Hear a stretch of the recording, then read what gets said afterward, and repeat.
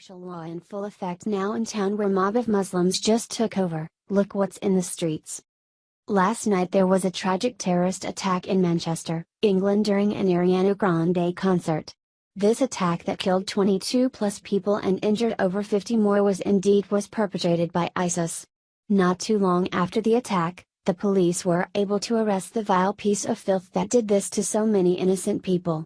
Salman Abedi was, in fact, a Libyan refugee, which proves why there should be tougher vetting processes around the globe. These people are never going to assimilate to any culture but rather take over by any means necessary. Which is exactly what is happening in one town that has been taken over by Muslims. Now, martial law is in effect, and I wonder if this could happen in our own backyard soon. President Rodrigo Duterte of the Philippines has had to declare martial law earlier on Tuesday. This had to be done after fierce fighting broke out between the Philippines and militants with alleged ties to ISIS. The forces clashed in Makati City, which is the capital of Lanao del Sur province. Here are some of the terrifying images of the fierce fight. Shortly after, the announcement was made that President Duterte declared martial law. Here is more on this according to Daily Mail. The Philippines has declared martial law on the southern island of Mindanao after a fierce bout of fighting between the army and militants with links to ISIS. President Rodrigo Duterte made the announcement on Tuesday in Moscow, where he was on an official visit. Earlier on Tuesday, forces clashed with militants in Makati City, the capital of Lanao del Sur province, during a government attempt to capture Inilan Hapilon, the leader of an ISIS branch in Southeast Asia.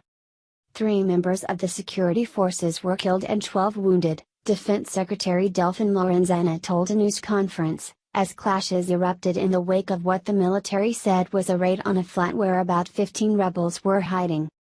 Lieutenant General Eduardo Ano, the Armed Forces Chief of Staff, said nearly 50 gunmen entered Makati City, which has a population of about 200,000, and burned houses and other buildings to sow confusion during the fighting, the Associated Press reported.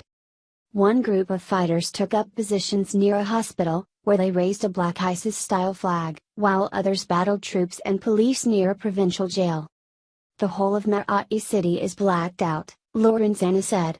There is no light, and there are MOD snipers all around, so the Philippine troops are holding their positions. He said reinforcements would arrive Wednesday. Mr. Duterte cancelled a meeting set for Wednesday with Russian Prime Minister Dmitry Medvedev and planned to cut short his trip, during which he was also due to meet Russian counterpart, Vladimir Putin.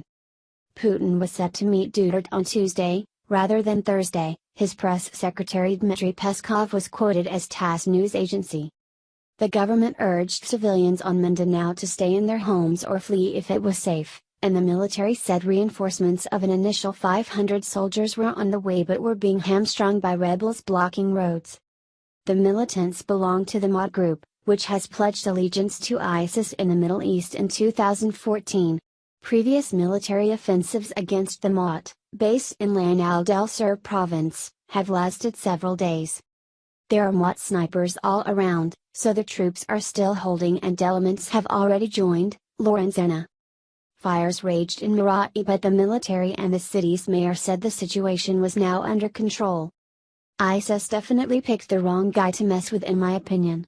You see, President Rodrigo Duterte does not deal with the criminal element lightly at all.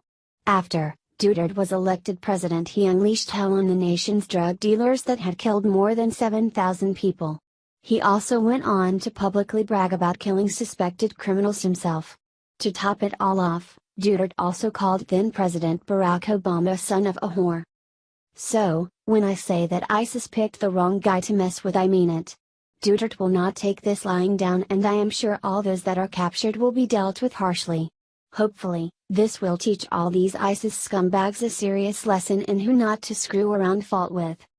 Share this if you want ISIS to be wiped the F out.